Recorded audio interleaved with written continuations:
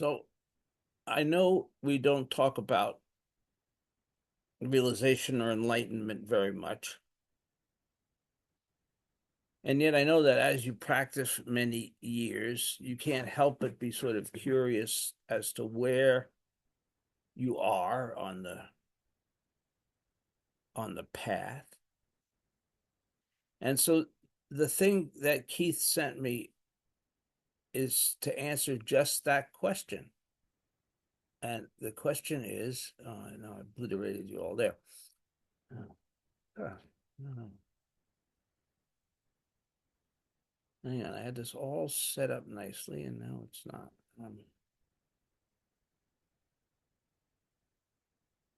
Okay, good. I think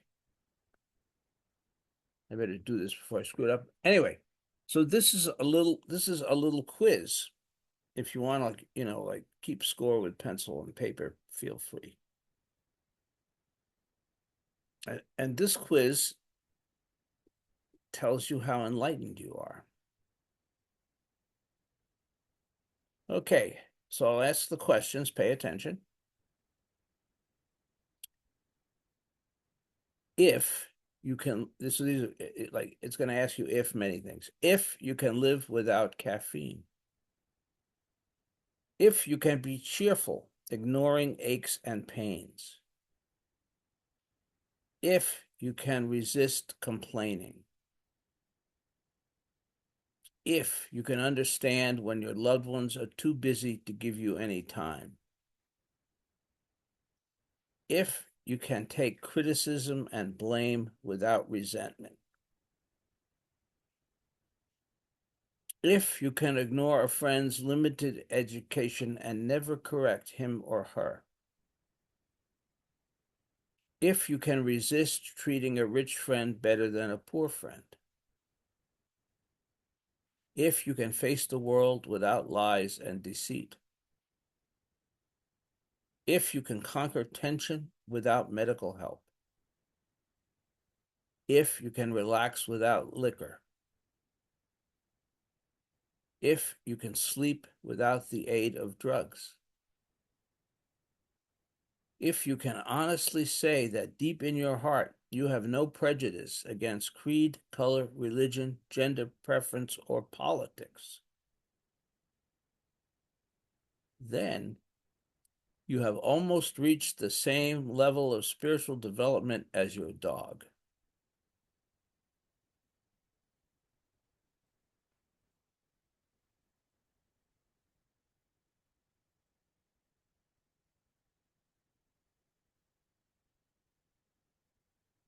So it's kind of remarkable, right? But it's true.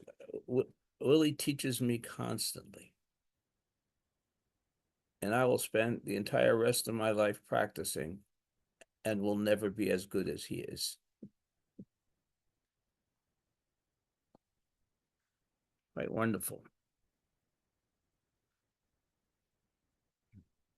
But I thought that Keith's little quiz there would be a good introduction to the idea of the spirituality of imperfection, which I've talked about before, and I've talked about that book before. And at one point recently, Kathy and I were trying to figure out a way to use that book in our meetings here, but it's a fairly long book, and it's just way too long to have like weekly discussions around. And I haven't figured out how to do that, but I'm just introducing it here today a little bit, because what that little humorous thing reminds us of, or should, is how imperfect we are, and how our spiritual practice is an opportunity to deal with that. And if we are really, really, really, really diligent and practice the rest of our lives, we might be as good as our dogs. I think that really puts it in perspective to what this journey that we're on is all about.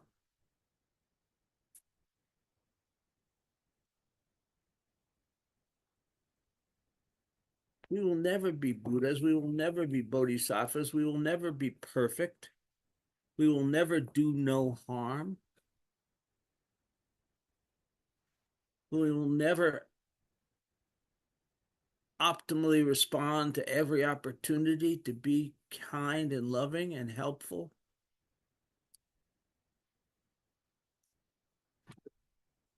So why are we practicing? What's the whole point of this? Our practice is to help us to be a little bit better. And maybe not to backslide. Like in a difficult time like this, it's very easy to become angry, to become hateful, to separate from others. And that's backsliding in a sense.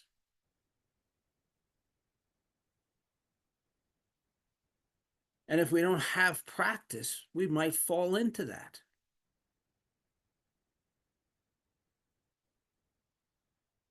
We might go backwards.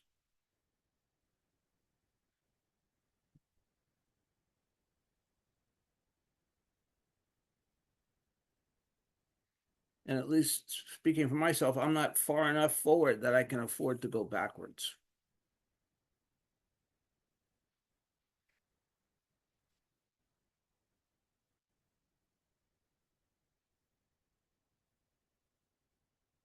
Yeah.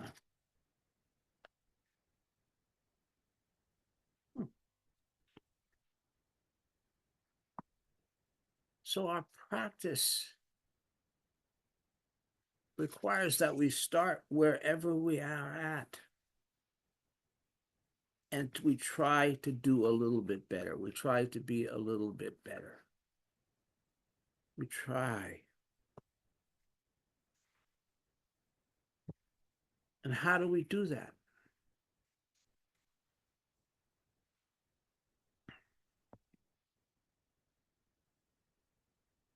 Well, in that respect, I'm going to read us a little koan. This is a lovely koan. Somebody had this in the last couple of weeks and reminded me of it. And it's such a wonderful koan. Hoshan imparted some words saying, cultivating study is called learning. Cutting off study is called nearness. Going beyond these two is to be considered real going beyond. A monk came forward and asked, what is real going beyond? Shan said, knowing how to beat the drum. Again he asked, what is the real truth? Shan said, knowing how to beat the drum. Again he asked, mind is Buddha. I'm not asking about this. What is not mind and not Buddha?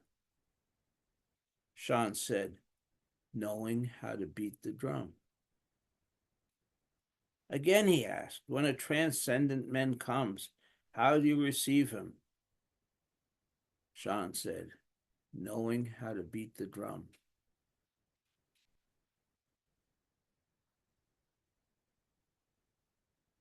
Knowing how to beat the drum. When I was living in Arizona years ago, I was in a ceremony that was being led by my Apache friend. And he handed me the drum. He gave me this great honor, and he said, you're going to beat the drum. And I was, I'm going to, I'm going to show him how well I can do this. I'm going to really do a good job of drumming. And I gave it everything I had. And when the ceremony was over, he said, you are never allowed to touch the drum again.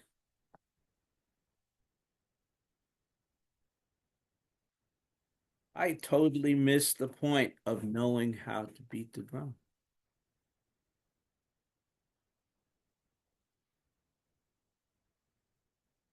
I was trying too hard. I was totally in my head. I was totally in trying rather than doing.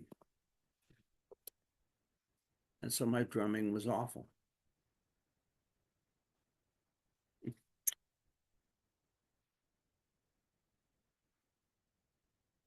So here's a little tidbit from the spirituality of imperfection. A Zen teacher saw 5 of his students returning from the market riding their bicycles. When they arrived at the monastery and had dismounted, the teacher asked the students, "Why are you riding your bicycle?" The first student replied, "The bicycle is carrying this sack of potatoes. I'm glad that I do not have to carry them on my back." The teacher praised the first student. "You are a smart boy. When you grow old, you will not walk hunched over like me." The second student replied, "I love to watch the trees and fields pass by as I roll down the path." The teacher commended the second student. "Your eyes are open and you see the world." The third student replied, "When I ride my bicycle, I am content to chant Nami Myoho Renge Kyo." The teacher gave praise to the third student. "Your mind will roll with the ease of a newly trued wheel." The fourth student replied, "Riding my bicycle, I live in harmony with all sentient beings." The teacher was pleased and said to the fourth student, "You are riding on the golden path of non-being." The fifth student replied, "I ride my bicycle to ride my bicycle." The teacher sat at the feet of the fifth student and said, "I am your student."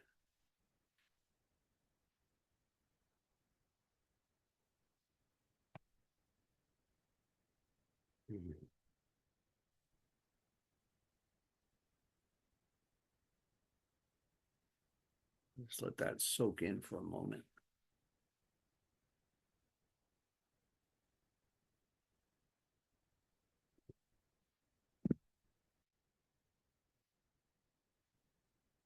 One other little Zen story from this book. This book has many stories, as I've mentioned in the past, many from many spiritual traditions, Sufi and Hasidic Jewish and Christian desert fathers and so on. But it just happened that I came across 2 that were related to Zen. But this one comes to us via Thomas Merton, who you probably know.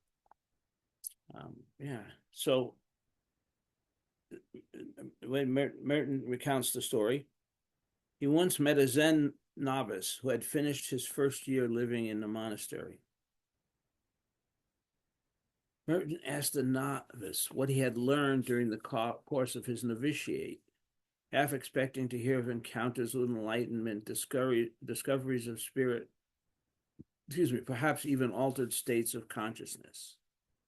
But the novice replied that during his first year in the contemplative life, he had simply learned to open and close doors.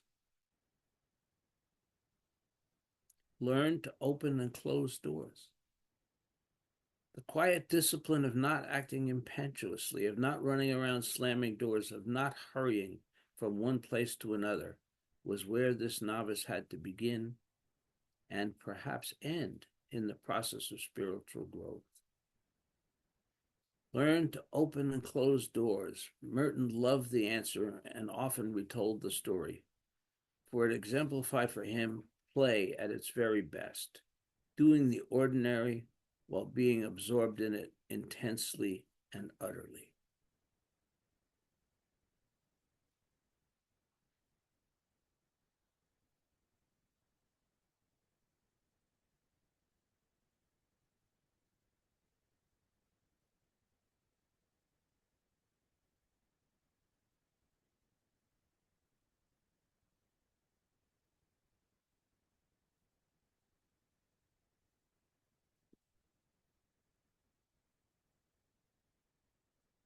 Knowing how to beat the drum, knowing how to close the door.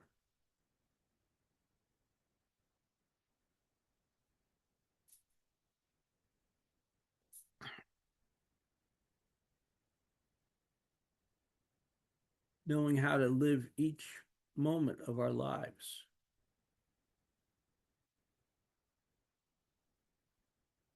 with careful attention.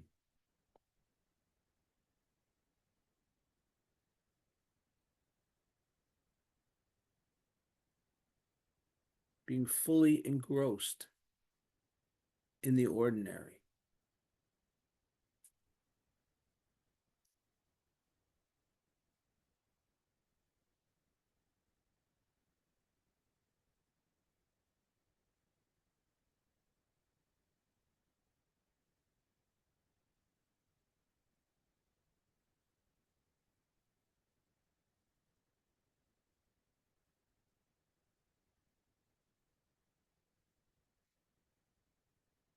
That's the secret that Zen is leading us to. And it's so simple.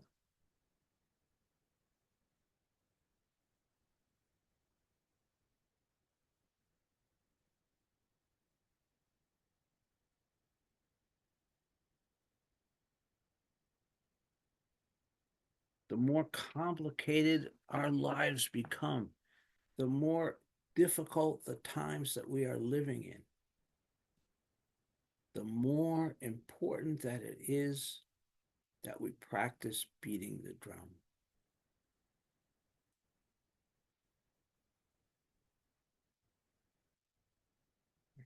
that we practice simply living with integrity, living fully, living wholeheartedly,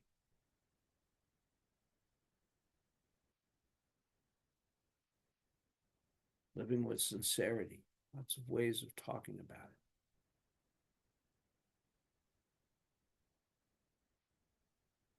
And bringing that to others, communicating that to others, not in speeches or,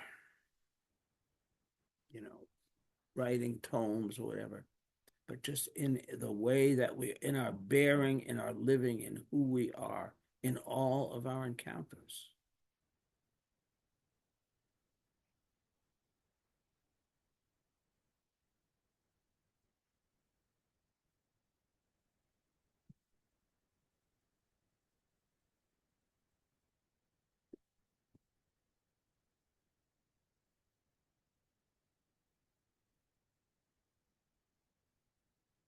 And that's what it means to live the spiritual life. I mean, that's one of the big questions in this book. Kind of what is spirituality? What is living spiritually? And there are other aspects to it, but essentially it is living attentively, simply, and compassionately.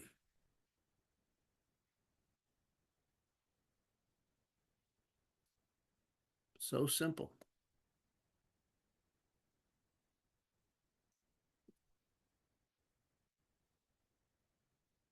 AA, which, because this book again is sort of AA flavored, but there's a saying, it's a simple program for complicated people.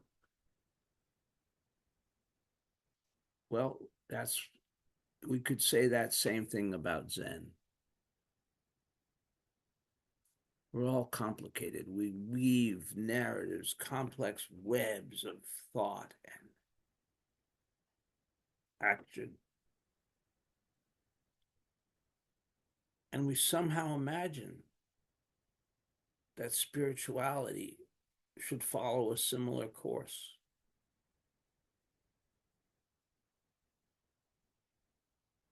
But it doesn't.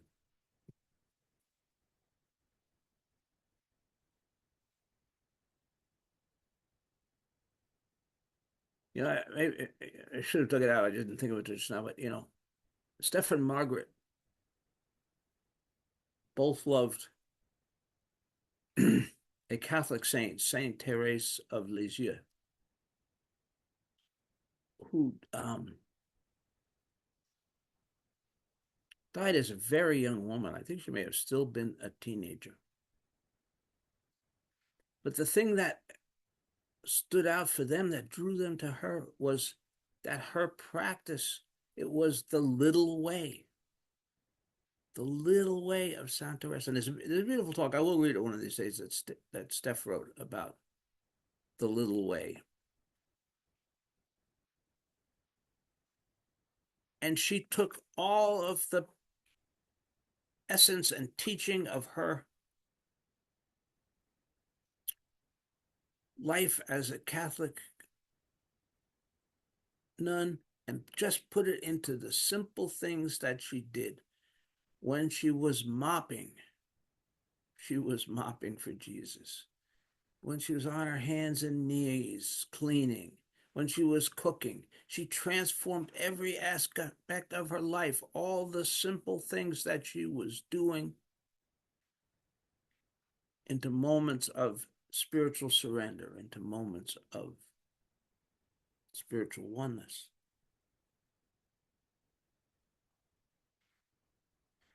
That's the opportunity that we all have.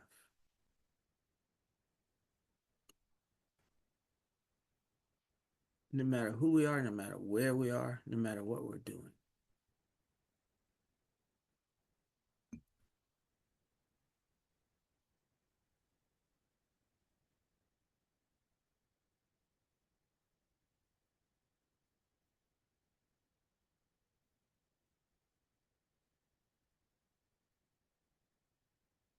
But we resist that. We make it complicated.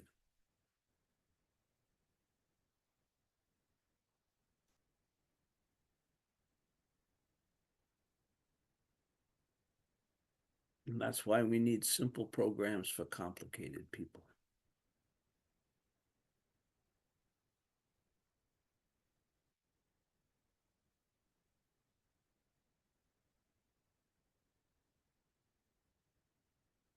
And we will never become Buddhas. We will never become great bodhisattvas. And we will probably never become as good as our dogs. But we can at least aspire for that.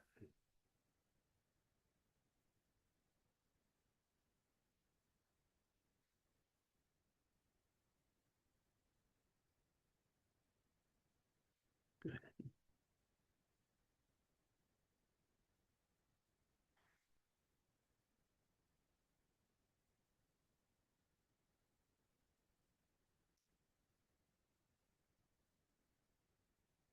And those of you that don't have dogs, I feel sorry for you. But if you want, I can arrange uh, visits with Willie so you can get inspiration.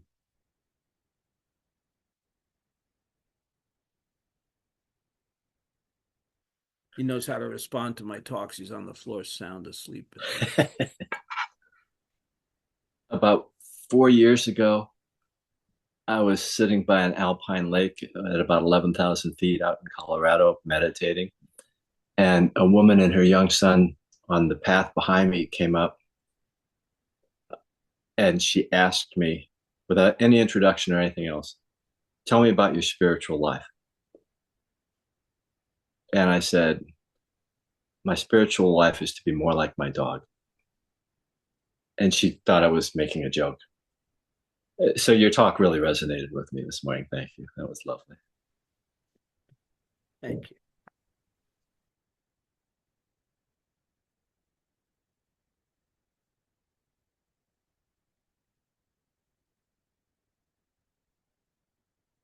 And by the way, it is a joke. If we can't laugh about it, we're also lost perspective.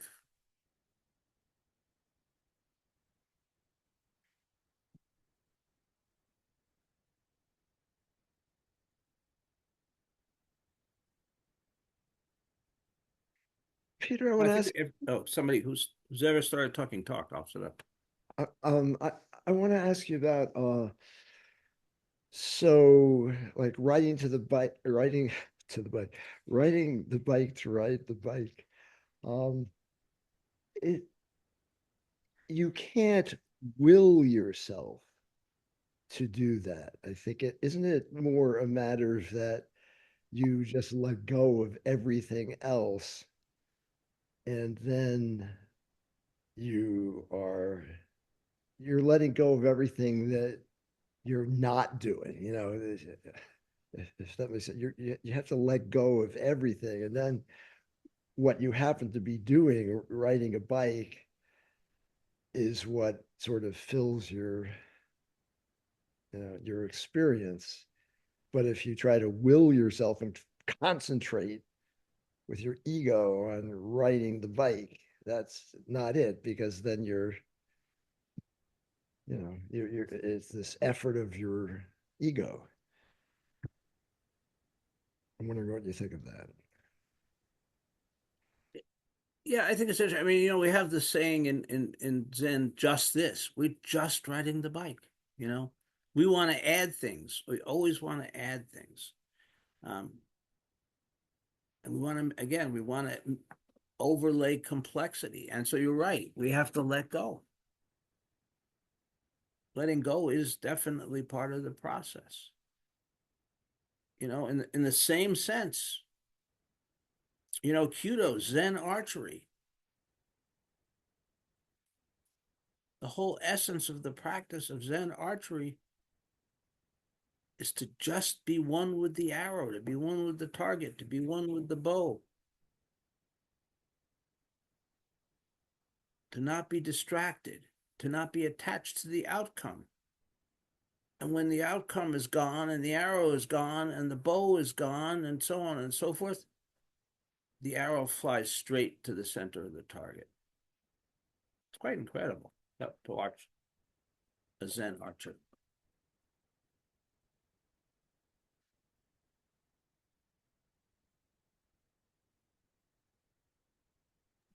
I have a funny one that amplifies this, maybe not so funny. So I realized when I was doing surgery, um, the best capacity was when I could just be in the moment. But, and if I were to worry about, suppose this vessel bursts and the eye fills with blood, and then I'll have to do this, that, and the other, and my patient may go blind, it would destroy the ability to just be there. So there was an ethical overlay always. My responsibility was to do this well and that my patients should see afterwards. But if I were to be attached even to that story in the moment of doing the work, then I wouldn't be able to actually do it. So it was just a strong education in this, what you're describing, and difficult for a complicated person to be able to do that, but with a strong incentive. Thank you. Yeah. Yeah, again, that's why I was a lousy drummer in that ceremony. I was trying to beat the drum. I was paying attention to the rhythm and the technique and all of those things. And I really wasn't present in the way that I should have been. You know?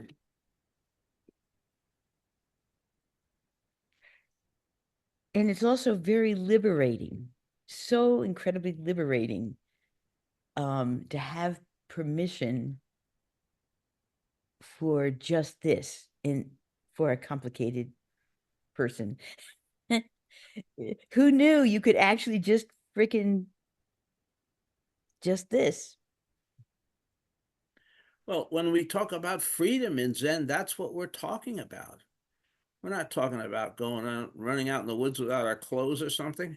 We're talking about just being immersed in a way that we're not tethered, right? Although running in the woods without our clothes, I mean, that's an important aspect of the practice. I don't want to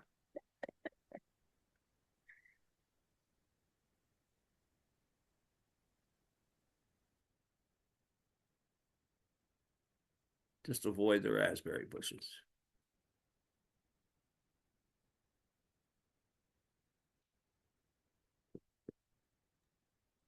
And I think it's interesting because that's something I've been sort of working with after getting laid off, is the whole idea of imperfection and value, self-value.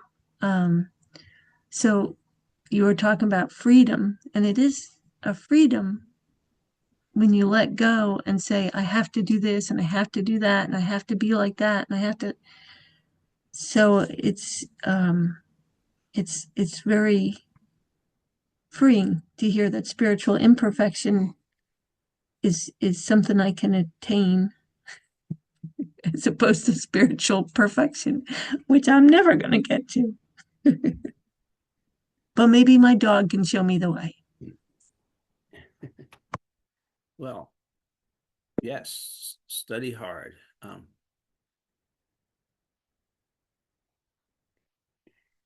You know, there's a reason that the 12-step programs start with the declaration of powerlessness, which is really an acknowledgement of imperfection. It's an acknowledgement I haven't got it all together. I can't control it.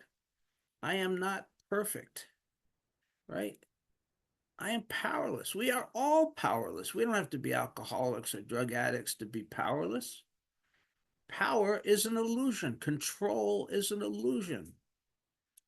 None of us knows what's going to happen in the next moment. None of us knows how we're going to respond in the next moment. We have no power. We think we do.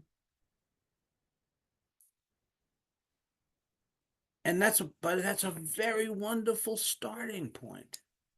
Because if I can start there, then I can acknowledge nobody gets into AA because they're perfect, right? I mean, it's like someone came in and said, "Hi, my name is Peter. I'm an alcoholic and I'm perfect." They would probably laugh me out of the room or something. But nobody, you don't get there by being perfect. You get there by having screwed up, by having made mistakes, by having hurt people, by having broken relationships, lots of things that happen to people along the way. And what a wonderful starting point. And what freedom to be able to say, I am not perfect. I have screwed up. I will screw up again. All that I can do is try my best.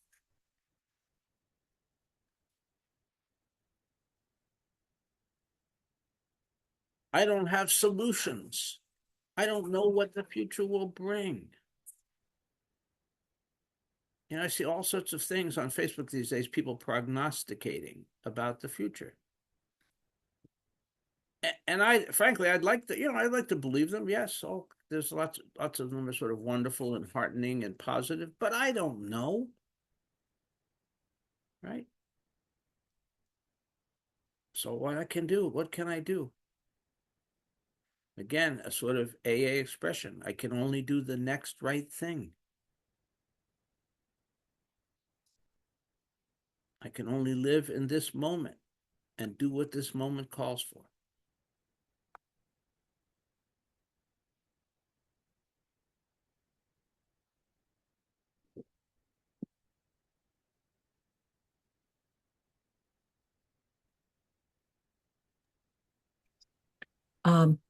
Peter, when you talked about the story of Saint Teresa and how she was fully engaged in the various aspects of her life, simple things, um, I have tried to pay attention to how I'm slicing that tomato or uh, looking at a tree, always with effort, kind of like what Gary was talking about, rather than just letting go.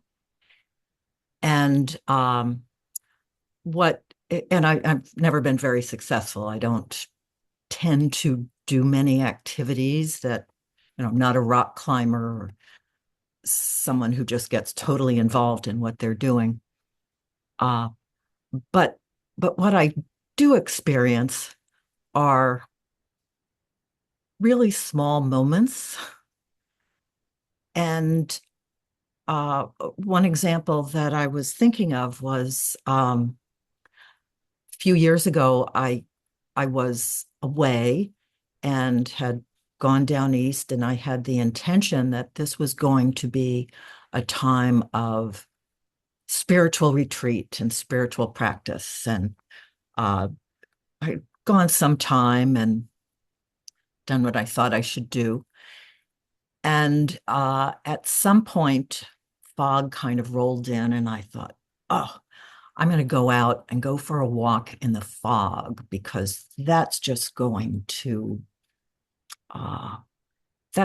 to bring me to such a height. It's going to be the culmination of my spiritual retreat. And as I was looking for my shoes and figuring out, oh, is the fog lifting? I better get out there quick so I can really feel that immersion. And in just a couple of seconds, it dawned on me, no, you don't need to be out there. You are right here. Everything, you can see the fog in the distance. Look around, look at what's here. And for just a few moments, I thought, oh, yeah, this is it. And then it was back to, I don't, evaluating maybe. But whenever I think of that trip, I think what a wonderful spiritual experience it was for me, because of 10 seconds of realizing, wow, yeah, I don't need to go out. So I guess I put in a word for,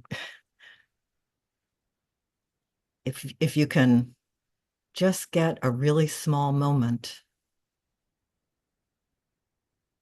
that's enough. And hopefully they build, but of course, then I start trying to build them and they all go away and they all fall down. But small moments. Oh, thank you. Thank you. Yes, indeed. Be careful when you say the word pilgrimage. You know, 2 years ago, when Elizabeth and I traveled out west, we regarded it as a pilgrimage. That was our intention. Deborah's laughing at me. Okay. Well, anyway, but once you set that intention, you are no longer in control, which you never are, but it's even more so, and what is going to happen is going to happen. And so virtually nothing on that trip happened according to the way that we imagined that it would. Starting out, our kind of first destination was Santa Fe. We were going to spend a couple of days in Santa Fe. And then we were going to spend the majority of our time on the Navajo reservation. And we had a lot of the places there, Canyon de Chelly and other sites that we wanted to visit. We wanted to spend time. We wanted to really get deeply immersed in the Navajo landscape. And when we got to Santa Fe, Elizabeth had a friend who works at the hospital on the reservation. And she said, she emailed us or texted us, whatever, and she said, don't come here now. The COVID outbreak is so bad on the reservation that you really need to stay away. Right there, the whole kind of trip was thrown on its ear. And instead of many of the indigenous American places that we wanted to visit, we ended up visiting Christian places. And as you know, I'm not a Christian, never have been. And it was so meaningful. It was so wonderful. And I could never have planned it that way. Nor did I plan it that way. So that I just laugh about that, because when we say we're on a pilgrimage or we're on a spiritual journey, then we have to fasten our seatbelts, because who knows what's coming next. But that's true about all of our lives.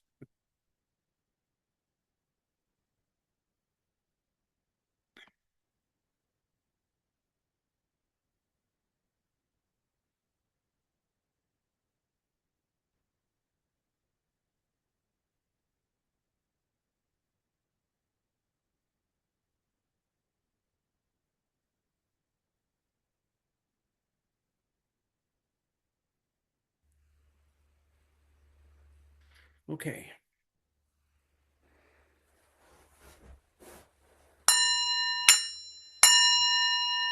Creations are numberless. I vow to free them. Delusions are inexhaustible. I vow to put an end to them. Reality is boundless. I vow to perceive it. The enlightened way is unsurpassable. I vow to embody it. Creations are numberless. I vow to free them. Delusions are inexhaustible. I vow to put an end to them. Reality is boundless. I vow to perceive it. The enlightened way is unsurpassable. I vow to embody it. Creations are numberless. I vow to free them. Delusions are inexhaustible. I vow to put an end to them. Reality is boundless. I vow to perceive it. The enlightened way is unsurpassable. I vow to embody it.